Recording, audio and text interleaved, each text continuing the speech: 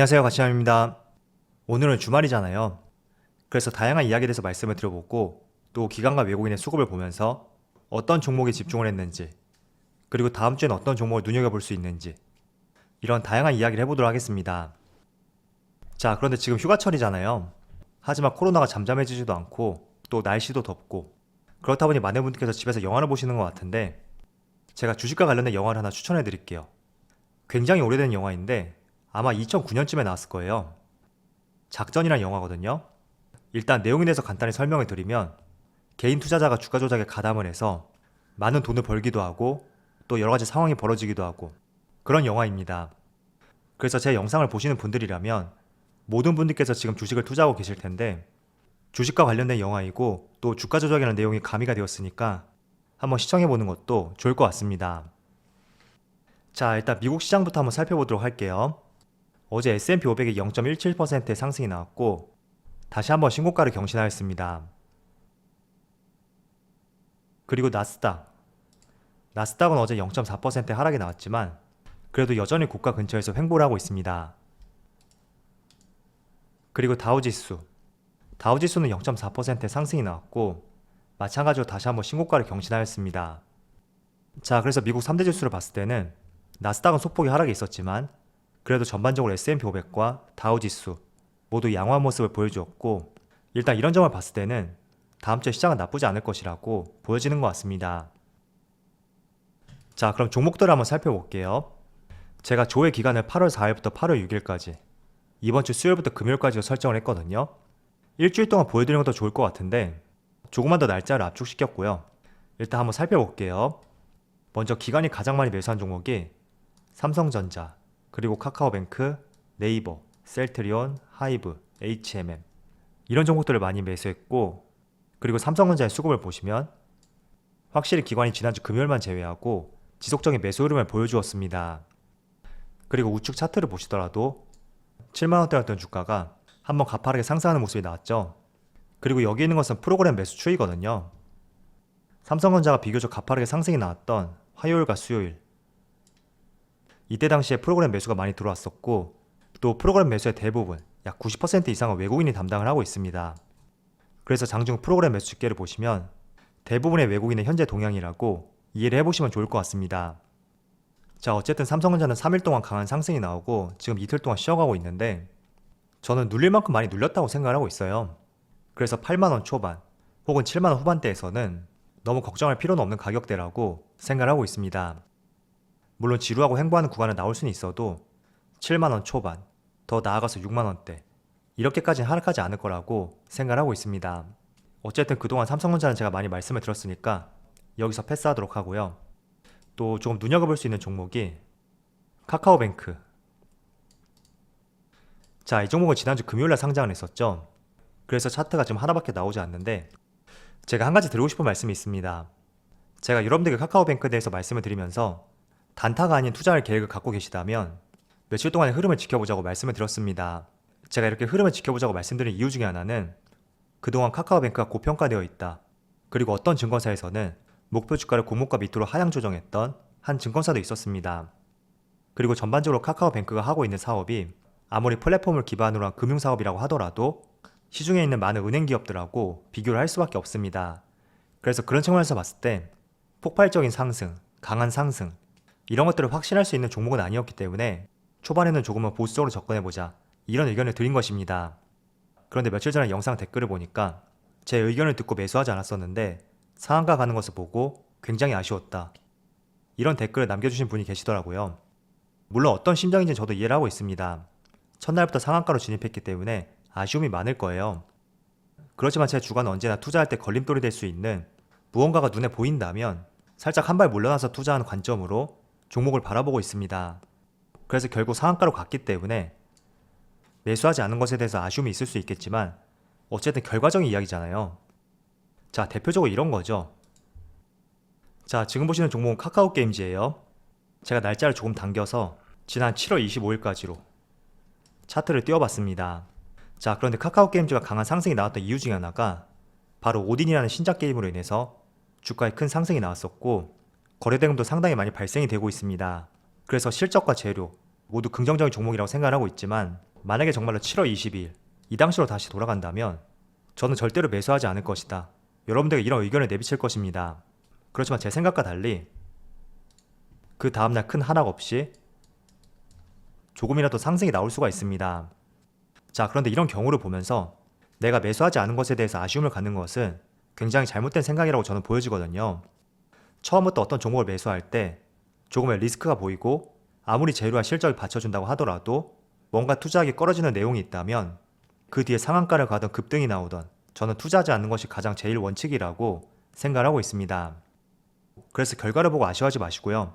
투자하기 직전에 여러분들이 세웠던 계획, 거기에 조금이라도 어긋나는 종목이었다면 이 종목이 상한가를 가던 연속 상한가를 가던 절대 아쉬워할 필요가 없다고 말씀을 드리겠습니다. 자, 주식시장에는 2,000개가 넘는 수많은 종목이 있습니다.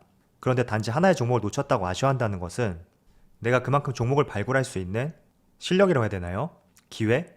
이런 것들이 조금 부족하지 않나 저는 이렇게 생각이 되고, 그렇기 때문에 여러분들이 매수하지 않았던 혹은 매수 뒤에 매도를 했던 그 뒤에 주가의 상황에 대해서는 항상 말씀을 드리지만 절대 아쉬워하지 말자고 말씀을 드리겠습니다. 다 모든 게 결과론적 이야기이기 때문에 항상 여러분들 투자하기 직전에 그 생각이 가장 중요하다고 생각이 되거든요. 그래서 이런 부분을 조금 더 말씀을 드리고 싶었고, 제 의도에 대해서 조금은 생각을 해보셨으면 좋겠습니다. 자, 그리고 기관 중에 한 종목을 더 살펴볼게요. 여기 카페24. 자, 카페24의 차트하고 수급을 보시면 먼저 차트부터 볼게요. 지금 3일 동안 30% 가까운 큰 상승이 나왔고 21선이 여기 있거든요. 엄청나게 이격이 벌어져 있습니다. 자, 그런데 제가 내용을 살펴보니까 특별히 카페24가 상승할 수 있었던 재료와 모멘텀 찾아보기가 어렵더라고요. 제가 못 찾은 건지 모르겠지만 여기 보이는 뉴스뿐만 아니라 구글, 네이버 다양하게 찾아봤었는데 특별한 재료하고 이슈 이런 것들을 찾아보기 어려웠습니다. 자, 그렇지만 3일 동안 가파른 상승이 나왔고 또 여기 수급을 보시면 평소 거래량은 10만 주에서 많게는 40만 주, 이 안에서 거래량을 보여주었던 종목이었는데 지난 3일 동안은 300만 주, 400만 주, 10배 이상의 많은 거래량이 터졌고 또 주가의 큰 상승을 견인했던 것이 기관과 외국인이었습니다. 그래서 개인 투자자가 알지 못한 어떤 정보를 알고 있는 것이 아닌가 이런 생각이 들고, 또 프로그램 매수를 보더라도 계속해서 매수 물량이 들어오고 있거든요. 자, 그래서 다음 주에 어떤 재료가 발표될지 모르겠지만 앞서 제가 카카오뱅크를 예시를 들어서 말씀드렸듯이 지금 위치를 봤을 때 굉장히 위험하잖아요. 3일 동안 30%의 상승이 나왔고 그렇다고 특별한 재료도 보이지 않고 그리고 21선하고 이격도 상당히 많이 벌어진 상태인데 이런 경우는 투자 종목에서 제외를 시켜야겠죠. 물론 이렇게 제외를 시켰지만 내일, 다음 주 월요일날 큰 상승이 또 나올 수도 있습니다. 그렇지만 그런 경우는 항상 결과론적 이야기이기 때문에 급등이 나오던 상한가를 가던 절대 아쉬워할 필요는 없다고 말씀을 드리겠습니다. 그래서 지난번 인턴파크라든지 SM엔터테인먼트 이 기업처럼 M&A 이슈가 나왔다면 한번 눌러주는 구간을 활용해서 들어가기에도 적자할 수는 있습니다. 그렇지만 지금처럼 재료가 없는 상황에서는 위치도 굉장히 고가라고 생각이 되고 투자하기에는 조금 위험스러운 종목이라고 보여지는 것 같습니다. 물론 가지고 있는 분들이라면 조금 더 즐길 수는 있겠죠. 자, 그리고 외국인 한번 살펴볼게요.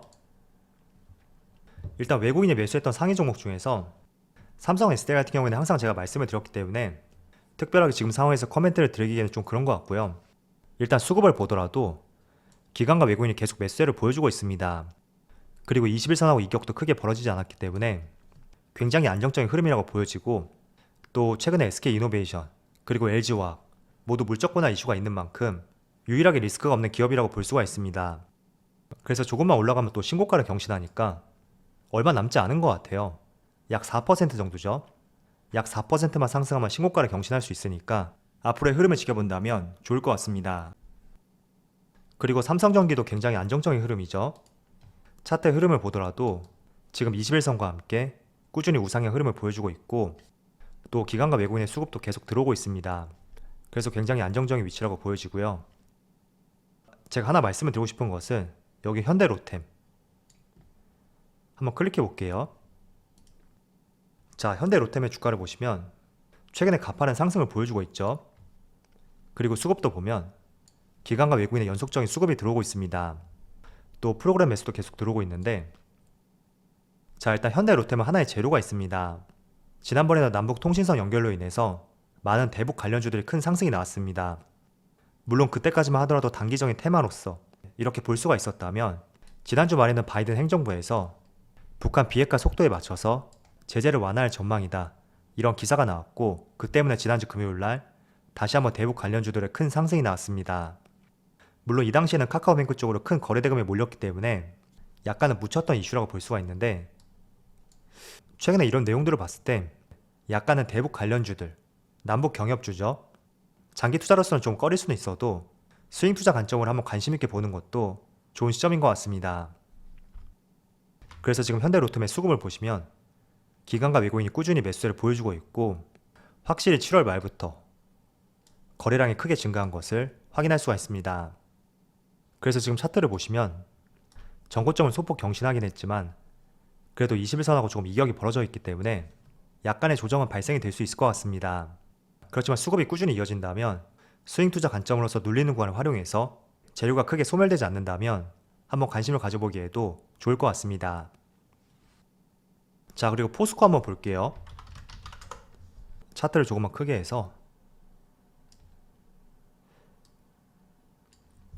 자, 제가 지난주만 하더라도 포스코에 기관과 외국인의 수급이 들어오고 있고, 또 중국의 수출 증치세 폐지, 이런 이슈들이 있기 때문에 이번 주를 한번 관심 있게 보자고 말씀을 드렸습니다. 그런데 아이러니하게 지금 주가가 크게 하락세를 보여주고 있고, 그리고 수급을 보시면 일주일 동안으로 볼게요. 자, 기관과 외국인이 매도세로 돌아섰습니다. 일단 왜 이렇게 급격하게 바뀌었는지 한번 짚고 넘어가 보면서 이야기를 해볼게요. 자, 일단 대표적인 원인이 철광석 가격이 크게 하락을 하였습니다. 5월달부터 7월달까지 약 3개월 동안 인플레이션 우려가 있었음에도 불구하고 철광석 가격은 그 어떤 원자재보다 굉장히 견조한 모습을 보여주었었는데, 8월 1일부터 이때죠. 철광석 가격이 고점 대비 20% 가까운 큰 폭락을 보여주었고, 그 때문에 포스코의 주가가 지난 한 주 동안 크게 약세의 모습이 나왔습니다. 지금 톤당 171달러를 보여주고 있고, 지난 3월달과 4월달이죠. 이 당시에 철광석 가격하고 상당히 비슷해졌습니다. 자, 일단 철광석 가격이 크게 하락한 이유는 바로 중국에서 감산 조치 때문이죠. 그런데 통상적으로 수요는 일정하지만 공급이 줄어들게 된다면 가격은 상승할 수밖에 없습니다. 그런데 철광석 가격은 반대의 모습을 보여주고 있죠. 이렇게 중국에서 공급이 줄어들게 된다면 덩달아 가격도 상승해야 되는데, 반대로 가격이 하락하는 이런 모습이 나오고 있는데, 대표적인 이유가 어쨌든 중국에서 감산 조치를 하게 된다면 공급이 줄어들고 그에 따라 수요도 둔화될 것이다, 이런 전망들이 나오면서 8월달 철광석 가격이 크게 급락세를 보여주고 있습니다. 자, 그런데 지금 철광석 가격이 하락하는 것이 수요가 둔화되었기 때문에 하락한다, 그건 아니잖아요. 단지 수요가 둔화될 것이다, 이런 전망으로 인해서 하락한 것이고, 실제로 경기 회복과 함께 철광석 수요가 줄어들지 않는다면 오히려 다시 한번 가파르게 반등이 나올 수 있는 터닝 포인트는 반드시 존재할 거라고 생각을 하고 있습니다. 그래서 이런 부분은 여러분들이 판단을 하셔야 될 것 같아요. 중국에서 감산 조치를 했고 그에 따라 수요도 둔화될 것인지, 아니면 앞으로 경기 회복에 대해서 기대하는 바가 크기 때문에 실제로 중국에서 감산 조치를 한다고 하더라도 이 수요는 줄어들지 않을 것이고 그에 따른 철광석 가격이 다시 반등할 것이다, 그렇게 생각을 하셨다면, 제가 늘 말씀을 드리지만 주가가 어려움을 겪고 있을 때, 남들이 매도하고 싶은 생각이 들 때, 그리고 지루한 구간, 그러한 구간이 매수의 포인트가 될 수가 있습니다. 저는 개인적으로 경기 회복 쪽에 더 무게를 두기 때문에 이 수요 둔화 전망이 바뀌게 된다면 분명히 철광석 가격 상승과 함께 포스코의 주가도 반등이 나올 거라고 생각을 하고 있습니다. 물론 시간은 좀 걸릴 거예요. 왜냐하면 어떤 산업의 전망이 시각이 바뀌기 위해서는 하루아침에 바뀔 수는 없잖아요. 그래서 조금은 시간을 두되 한번 여러분들 스스로 전자하고 후자에 대해서 한번 다양하게 생각을 해보셨으면 좋겠습니다. 자, 그리고 얼핏 보더라도 지금 철광석 가격이 3월달하고 4월달 이때 가격대까지 크게 내려왔는데, 이 당시의 주가가 이때죠. 그리고 현재 위치, 그리고 지난 6월달 박스권 하단, 지금 여기까지 내려왔기 때문에 제 개인적인 생각이지만 추가적으로 크게 무너지진 않을 것 같아요. 그래서 제가 간헐적으로 철광석 가격에 대해서는 영상을 통해 어떻게 변화했는지 설명을 드릴 테니까 한번 참조해 보셨으면 좋겠습니다. 자, 날씨가 많이 덥네요. 다들 덥지만 시원한 주말 되시고요. 또 다음 주를 위해서 에너지 충전할 수 있는 주말이 되었으면 좋겠습니다. 그럼 오늘 영상 여기서 마치도록 하고요. 언제나 여러분들의 성공 투자를 기원하도록 하겠습니다. 감사합니다.